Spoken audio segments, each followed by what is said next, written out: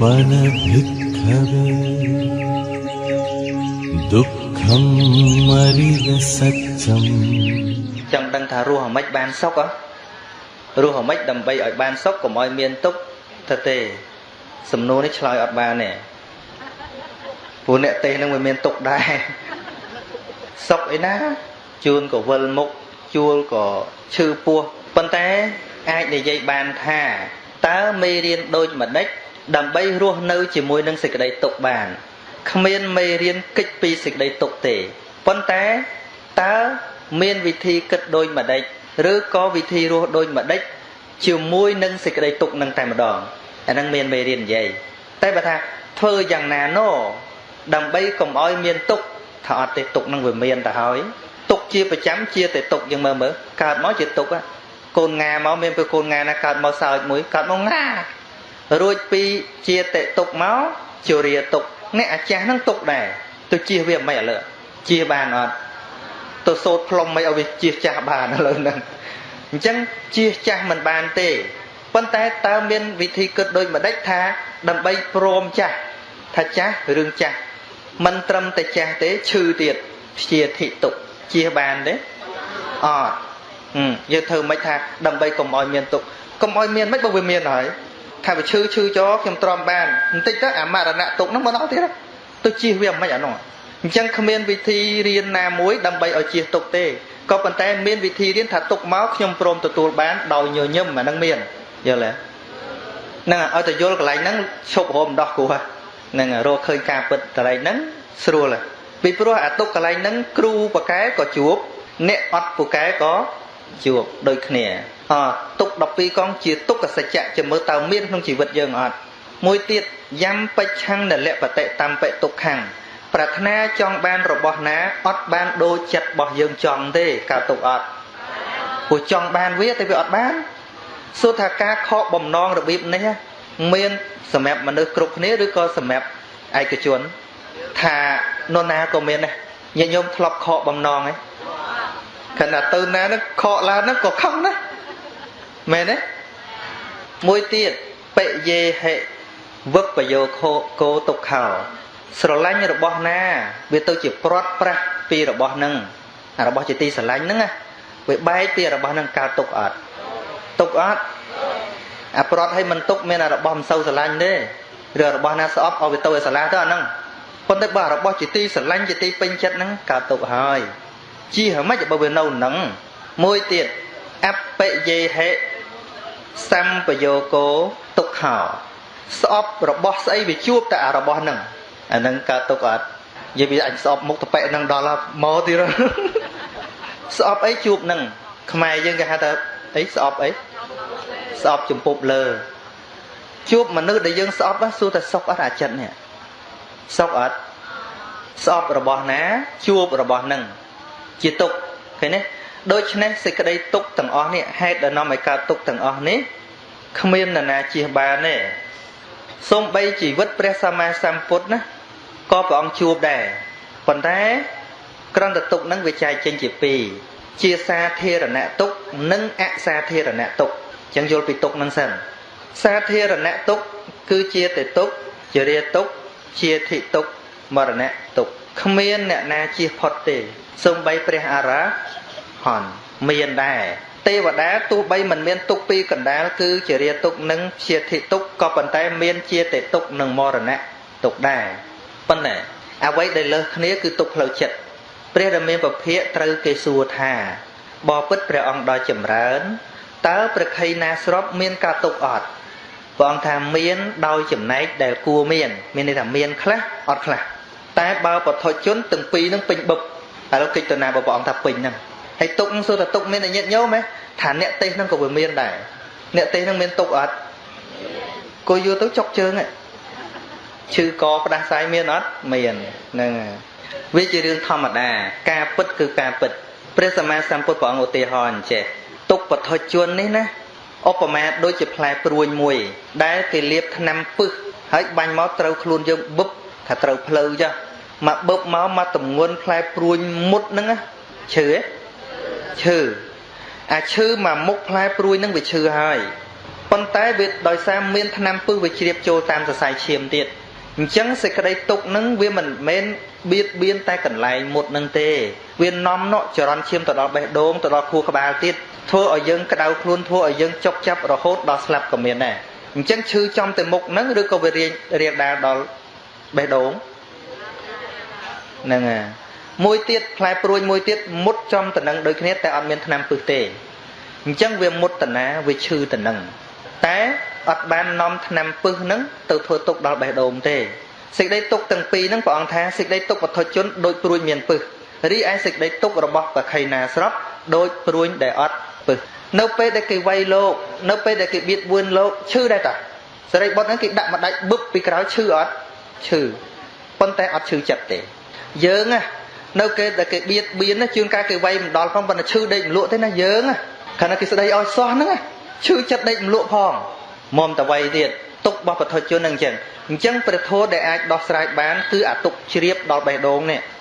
គឺដែលទុកជ្រាបទៅដល់សន្តានណាចិត្តព្រះធម៌ជួយបានអាតែហ្នឹងតែបើថាព្រះធម៌ទៅជួយមិនកុំឲ្យចាស់កុំឲ្យឈឺកុំឲ្យស្លាប់ជួយអត់បានទេអាហ្នឹងព្រោះរបស់សម្រាប់ចាស់សម្រាប់ឈឺវាកើតមកហើយអញ្ចឹងវិធីសាស្ត្រដើម្បីគិតថានៅពេលដែល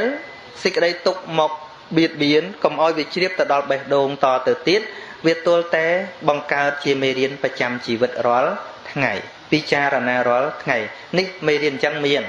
តែថាដើម្បីកុំឲ្យជួបទុកគ្មានទេប៉ុន្តែថាទុកមកដល់ត្រូវគិតរបៀបម៉េចមានវាទៅជាប្រកម្មដ្ឋានទៅជាវិធីនៃការគិតរាល់ថ្ងៃឧទាហរណ៍នៅក្នុងអភិនហបច្ចវេកណៈបងឲ្យគិតទុកជាមុនថាជារាធម្មោមហេជារាំងអនតីតោអាត្មាអញគង់តែចាស់ទេពិចារណាថាអាត្មាអញគង់តែចាស់ទេដឹងចឹងថាគង់តែចាស់ទេញាតិញោមចង់អាយុវែងទេ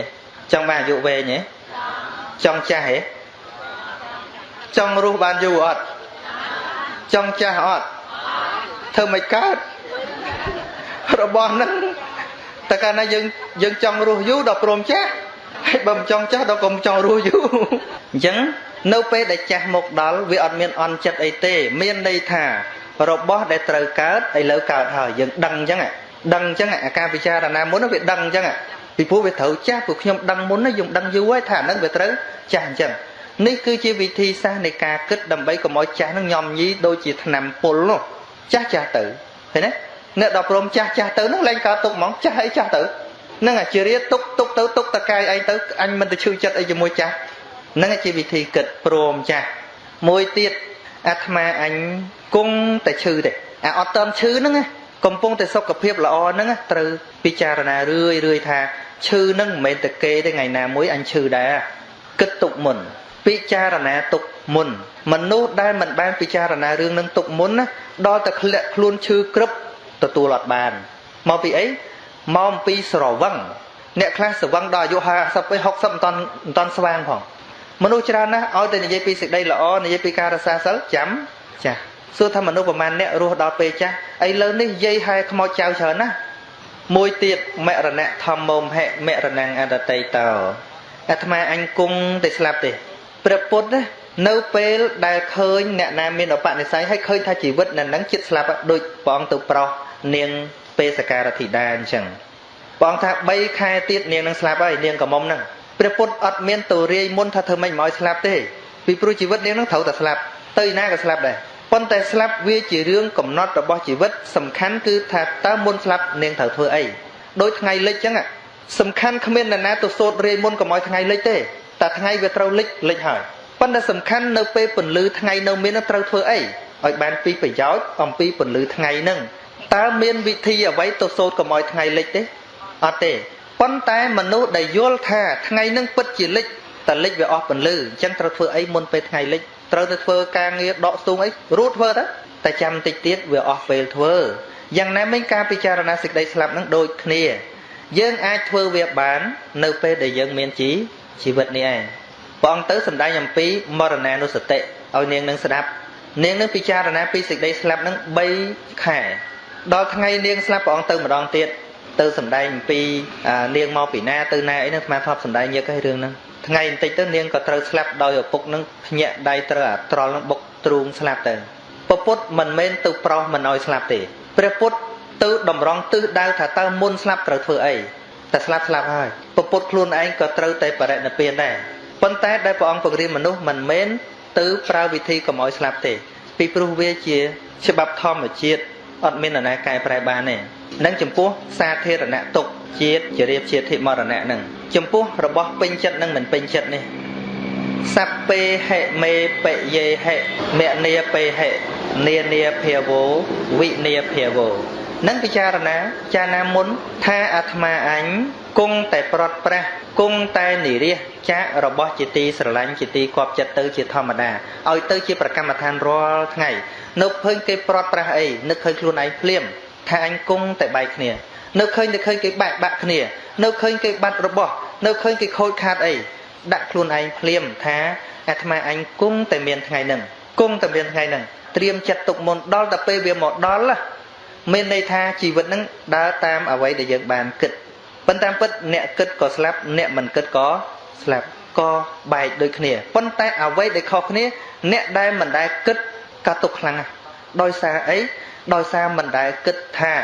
អាការបែកបាក់នេះវាគង់តែមកដល់ថ្ងៃណាមួយដែលយើងមិនបានគិតទុក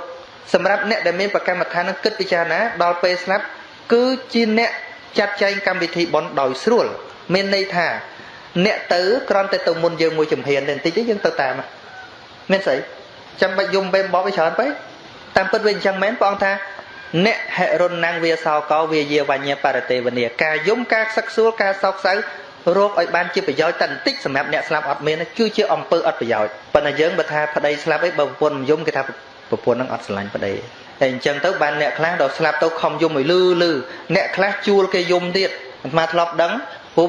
វាអត់មានអ្នកយំជួនកាលវាអាក្រក់ពេកហ៎ដល់អញ្ចឹងជួលអ្នកយំដល់ជួលអ្នកយំ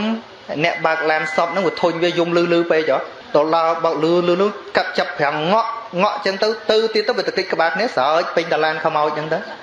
ព្រោះវាមិនមែនជាការយំពិតជួលគេឲ្យយំហ៎ដល់គេគិតថាខ្មោចណាដែលងាប់ទៅគេយំច្រើនអាហ្នឹងខ្មោចល្អហើយកងអាត្មាស្លាប់មួយទៀតម្ដាយញោមស្រីឪពុកញោមស្រីហ្នឹងអ្នកដែលគេនៅបំរើអ្នកដែលគេយកចិត្តទៅដាក់គ្មានសូវយំអីទេដោយឡែកអ្នកដែលមិនដែលទៅអើតហ្នឹងដល់ពេលឈឺក៏មិនទៅអីក៏មិនទៅដល់ពេលស្លាប់ទៅដល់ហ៊ូយអានេះប្រអួតយំយកបន្ទុកអ្នកខ្លះក៏គេយំចេញពីចិត្តដែរមិនទាំងអស់ទេណាព្រោះតែមិនបានគិតមិនបានគិតអាស្រឡាញ់ខ្លាំងហ្នឹងអានឹងវាយំចឹងមែនហើយមិនទាំងអស់ទេណាប៉ុន្តែអ្វីដែលមេរៀននេះដូចថាធ្វើម៉េចដើម្បីឲ្យបានសុខជាមួយនឹងរបស់ហ្នឹងព្រោះរបស់ហ្នឹងវាត្រូវមកគឺជារបស់ដែលយើងត្រូវពិចារណារឿយគ្រាន់តែពេលដែលស្លាប់មកដល់បែកបាក់មកដល់យើងដឹងថារបស់ត្រូវបែកឥឡូវវាបែកហើយអ្នកដែលមានការពិចារណាក្នុងចិត្តដូចនាងមល្លិកាប្រពន្ធរបស់ពុនធលសេនាបតីពុនធលសេនាបតីជាមន្ត្រីល្អអញ្ចឹងបានថាធ្វើជាមនុស្សល្អជាងការនៅក្នុងសង្គមមនុស្សអាក្រក់ហ្នឹងបាក់រស់ដែរនៅពេលដែលអាមាត្យដតីកាត់ក្តីកោងគាត់នឹងជាសេនាបតីបានអាជ្ញាសឹកអំពីពរាជាដើរជួយប្រជាជនកាត់ក្តីត្រូវថាត្រូវខុសថាខុសអាមាត្យក្បត់នឹងទៅចាត់ចុចពរាជាថា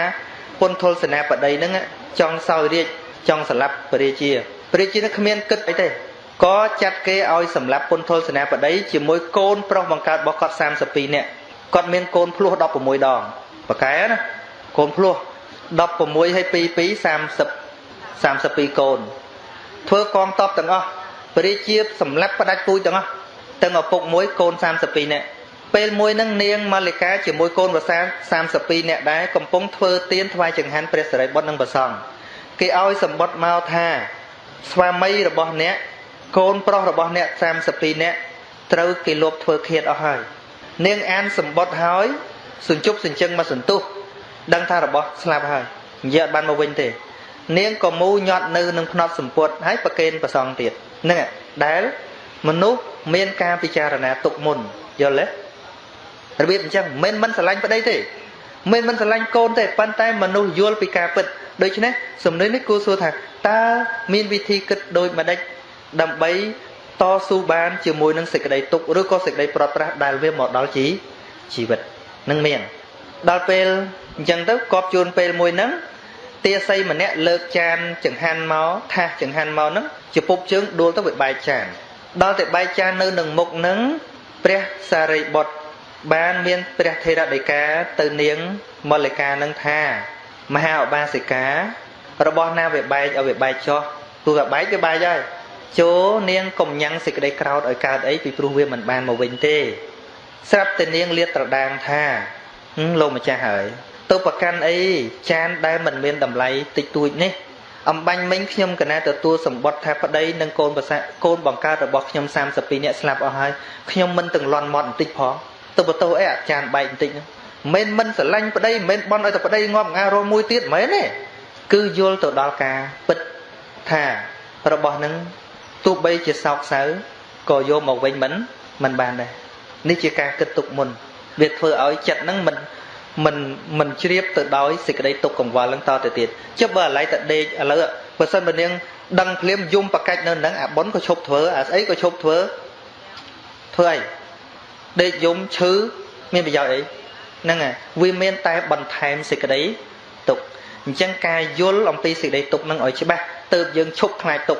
ឧទាហរណ៍ពីក្មេងនៅពេលយំចាស់ក៏តែងបង្លែកឧទាហរណ៍ថាមនុស្សភូមិហ្នឹងមានតាម្នាក់ដោះពុកមាត់វែងហើយពេលយំម្ដាយទេតែស្រែកថាបកាយយំតានឹងមកគ្រាវឥឡូវហើយតានឹងក៏ស្រែកអែមអញ្ចឹងក្មេងនឹងខ្លាចលែងយំវាខ្លាចមែនខ្លាចឲ្យតែយំតានឹងស្រែកអែមគ្រាវឥឡូវភ័យឈប់យំប៉ុន្តែក្មេងប្រុសនឹងដល់ធំម្ដងបន្តិចដល់ពេញកន្លោះទៅខ្លួនឯងក៏ដោះពុកមាត់ដែរតានឹងមកអែមទៀតមើលតានឹងមកអែមគ្រាវឥឡូវគ្រាវតាឯងវិញឥឡូវមានន័យថាស្គាល់ច្បាស់ថាដោះពុកមាត់វាជារឿងធម្មតាម្ដងមនុស្សប្រុសវាអត់មានអីចម្លែកទេដល់តែដឹងច្បាស់ឈប់ខ្លាចហើយមែនទេដូចមនុស្សខ្លាចខ្មោចចឹងមកពីមិនស្គាល់ខ្មោចបើស្គាល់ខ្មោចឈប់ខ្លាចហ្នឹងហើយ1ម៉ោងជាងប៉ុណ្ណឹងចុះណាមិនតទៅទៀតទេដល់ពេលវិសាបាយអូយើងមិនតសូត្រមន្តផងណាហ្នឹងហើយទៅអធិស្ឋានផងព្រោះអាត្មាកម្មវិធីត្រូវសម្ដែងមកហ្នឹងបាទសូមអធិស្ឋានពីប្រធារាធិរៈគ្រប់ព្រះអង្គហើយការសម្ដែងធម៌លើលួខ្វះខាតយ៉ាងណាសូមអធិស្ឋានសំគួរតាមពេលវេលាប៉ុណ្ណេះឯងអេវ៉ាំងឥឡូវប្រាក់បូជាពធទេសនាបានច្រើនណាស់ថ្ងៃនេះបាន$400ហើយនឹង230000ហ្នឹងហើយមានប្រសង់គង់ស្ដាប់ពធទីនេះមានចំនួន5អង្គសំបែងចែកនៅប្រាក់ពធទេសនានឹងបវណ្ណាបច្ច័យ4កណាគ្រប់ព្រះអង្គក្នុងមួយអង្គ$80 $5ដងវា400អស់ហើយ400ហ្នឹងហើយ200,000ទៀតចែកជា40000ក្នុងមួយអង្គទៀត4 5ដង20នៅអាត្មាយកកតុយនឹងដាក់ការទូរស័ព្ទបាទសូមអនុមោទនា